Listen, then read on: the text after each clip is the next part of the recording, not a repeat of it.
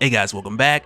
So we're getting back into Avengers Assemble, which is like the super conclusion to a lot of the crazy stories we've been getting from Jason Aaron since 2018. But before we get started, I want you guys to let me know in the comments, which writer do you trust more with time travel? Jason Aaron, Brian Michael Bendis, or Jonathan Hickman? Because I'm just trying to see something, and I may follow up with a community poll. We'll see. But with that said, if you're new to the channel, be sure to subscribe to catch the spills every week, and don't forget to hit that bell up top to get all notifications so we can squat up in the comments for the first hour.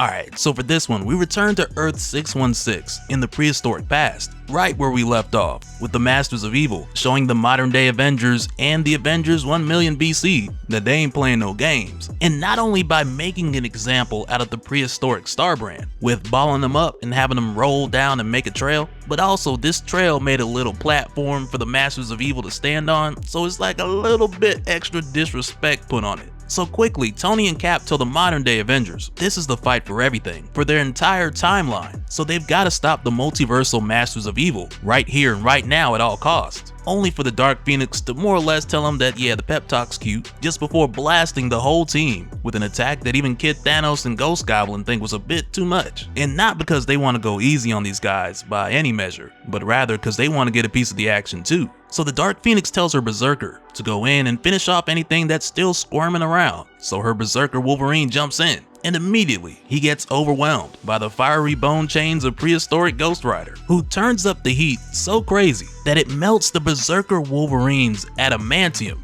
And while the Ghost Rider is doing this, I will say that there's a bit more going on with the Ghost Rider that we'll get deeper into in just a little bit, because his over-the-top attack on the Berserker Wolverine, it's stemming from a few different places heading into this, and we'll peel back more of those layers along the way. But with the Ghost Rider melting the Adamantium on this Berserker, his mammoth then steps in, stomping on the Berserker, splashing Adamantium everywhere. And it's almost like, man, what we doing, fatalities now? Like, what's really going on? And the Ghost Rider makes it clear to the Masters of Evil by letting them know that he did this as payback for what happened to Starbrand. But like I said, there's more layers to this that we'll peel back in a little bit. And next, we see that the Phoenix Maya Lopez shielded the others with her flames, followed by Thor and Odin, who both bring forward the Avengers of the past and present to come together into one huge team to take on the multiversal Masters of Evil. Because also leading up to this, we were told that this was the only way that they would have a fighting chance against the multiversal Masters of Evil, and it was almost like they had to see it to believe it. And I mean, no pun intended in the case of Agamotto, who's not really seeing much of anything right now, but instead it's more like the sacrifice that him and Starbrand have given are not in vain. And in this fight, you got a lot of the heroes putting their differences aside as they team up against the Masters of Evil in groups of 2 or 3, like Jane, who goes to save the younger Odin from the doom above all. Even though her and Odin have their differences, she puts them aside because her and the other modern day Avengers know if the Masters of Evil win and seize control of this Genesis point, then it will actually change their history, which is something that Jason Aaron is leaning into with this one. And it's why this fight is so important, because usually when you have someone, hero or villain, travel through time and make a significant change, their actions will cause that timeline to branch off into an alternate timeline. Like in part 4 of Legion Quest, when Legion went back in time in an attempt to kill Magneto, only to accidentally kill his father Charles, who gave his life to save his friend, which changed a number of events going forward, creating the Age of Apocalypse. And if I remember correctly, back then, this replaced the main Marvel universe, but not long after it was retconned to make the Age of Apocalypse its own universe, where it was given the Earth designation 295 instead. And over the course of time, Jonathan Hickman came in and laid the groundwork, as far as one timeline branching off into another and the consequences that could follow. But in addition, we also had the concept of Genesis points that reintroduced the idea of a point in time. If where changes are made, then those changes will take hold from that point moving forward, rewriting the future of that universe, which is what we saw happen a number of times throughout Avengers Forever Volume 2, where we saw a number of variants whose world had been taken by the multiversal Masters of Evil, like Earth 818 for example, which was supposed to flourish into one of the most beautiful worlds in the multiverse. It didn't branch off into a new designation, But instead, because the Masters of Evil changed its history from the Genesis point, they were able to change Earth 818 into the Wastelands without branching a new timeline and still keeping it as Earth 818. But jumping back in, I just wanted you guys to know, or really just reiterate the whole Genesis point thing, because that's what Jason Aaron's using to sell the whole gravity of this fight that's happening here, which is a fight that we've been building up to for quite some time. And funny enough, this is just the beginning, with it heading into the huge multiversal war. But during this time, while the different heroes are fighting off the multiversal Masters of Evil, we're also given this moment where Brandy Selby makes her way over to the Star Brand to pay her respects. Since he was one of the first of many who came before her,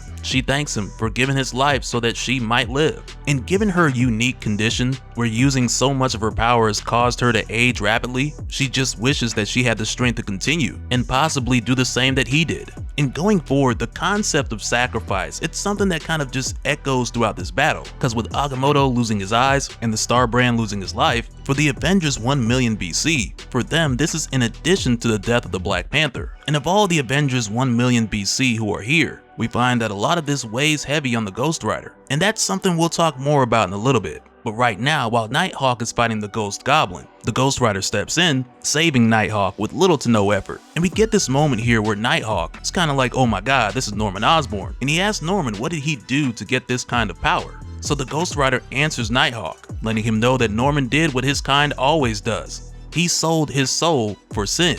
And Norman responds to the Ghost Rider, telling him, yeah, just like you. But the Ghost Rider, he begs to differ, and he tells Norman that he is the first of the Riders, the first light to the flames of wrath. He is vengeance everlasting, while Norman, the Ghost Goblin, is just bones and skin. And this is something that partially has to do with what Avenger Prime mentioned about Earth 616 being different, but it's also a bit of a callback to what we talked about when I covered the origin of the prehistoric Ghost Rider, as well as the history of the spirit of vengeance itself, with it originating as God's wrath given to man, who were manipulated by Zarathos, who was tricked and captured by Mephisto. And I have that link down below for the extended version of that explanation, for anyone who's new here or may have missed it. But right now, with the two of these guys going head to head, the Ghost Rider just overpowers the Ghost Goblin, shutting him down completely, only to then finish him shortly after. And with seeing this, Nighthawk reminds the Ghost Rider that they're both a child of Mephisto, which for Nighthawk is referencing what we saw in Heroes Reborn. But he tells the Ghost Rider, in spite of this, they need to remember that they have to be better than him. They have to be better than Mephisto to win this. But the Ghost Rider tells Nighthawk that he's wrong, because if they want to win this, they have to be a lot worse. Because the Ghost Rider, he's not doing this out of emotion, he's thought about this for some time.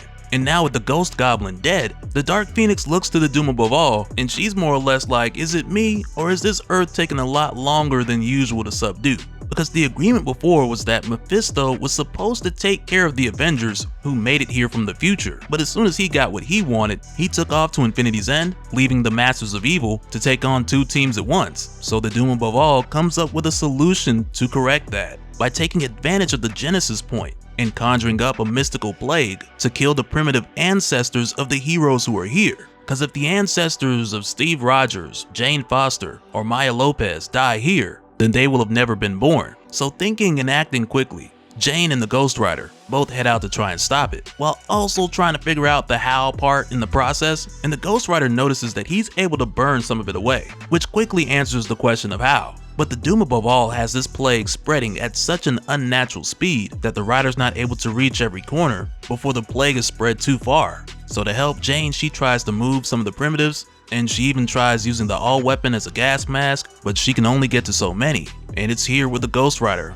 asks Jane the same question he had asked Agamotto not too long ago, when he found him defeated and freezing just after losing his fight with Mephisto. He asked Agamotto, since he can see the future, if sin will ever end, where at the time Agamotto told him no, it's definitely not gonna end, because the more humankind grows and spreads, the more new ways they'll devise to slay and defile one another. Which of course wasn't the answer that the Rider wanted to hear, because he was hoping that one day the work he had done as a Ghost Rider would eventually purge the world of sin. And if you guys remember, just after that he asked Agamotto, why is he doing this? Because the Rider wanted to know, why is he fighting this war that they'll never win? Which at the time Agamotto just didn't have an answer for that. So now with him talking to Jane, who's from the future, he asks her if it's worth it, if the fight that they're fighting now is even worth saving the people who aren't here yet. And she tells him, despite the evidence to the contrary, with every fiber of her being, yes, it's worth all of that.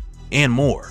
So the writer more or less just lets her know that he heard what he needed to hear as he races into the plague behind the primitives, while saying one last goodbye to his mammoth as he gives the ultimate sacrifice to save the primitives, as well as the future of humanity, which is a pretty crazy ending to the Ghost Rider's story, which I don't believe is an absolute ending because we've seen other issues where he's reappeared in the present day, so minor spoilers there. But right now, this fight still isn't over. Even with both sides taking significant losses, the battle continues because the future of Earth 616 is still on the line. And as the fight continues, we then discover that the prehistoric avatar of the Phoenix is making her way back to Earth, with her hearing thunder from worlds away, letting her know that she's got to protect the world that she once fought to save, a world that she loves dearly, as well as her son Thor, who, I don't know, is more of a godson, I guess, now that we know the real story behind the Phoenix being one of Thor's mothers. But nonetheless, she's coming back, and she's ready to return to the fight.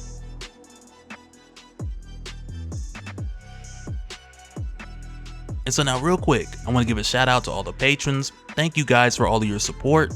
And for anyone who's new here who wants more information on how to support the channel, I got a link below. We can go to patreon.com/Dopespill.